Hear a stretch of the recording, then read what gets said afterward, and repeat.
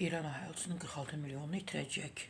İran əhalisinin 46 milyonunu itirəcək. Səbəb nədir? Təbii ki, qarşıdakı illərdə İranda əhalinin azalması tendensiyası ən böyük böhranlardan birinə çevriləcək. Niyə? Teleqraf təbii ki, mən istinad edirəm. Teleqraf bu barədə İran Daxili İşlər Naziri İskəndər o da Muminiyə istinad edib. Azalma tempi və sürəti davam edərsə 2021-ci ildə biraz onlarla bizdə bilirsiniz də tarixlərdə fərq var, rəqəmlərdə fərq var.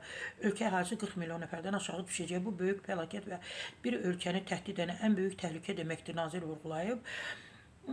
Hazırda qeyd edim ki, İran əhalisinin təxminən sayı 86 milyondur, üzr istəyirəm. Amma niyə görə bu 86 milyondan 46 milyon aşağı düşəcək, nəfər aşağı düşəcək? Təbii ki, yəqin müharibələrlə əlaqələndirmək olar, təbii fəlakətlərlə əlaqələndirmək olar. Əsas odur ki, dövlət özü məsul insanlardan, şəxslərdən birisi bu haqda açıqlama verib.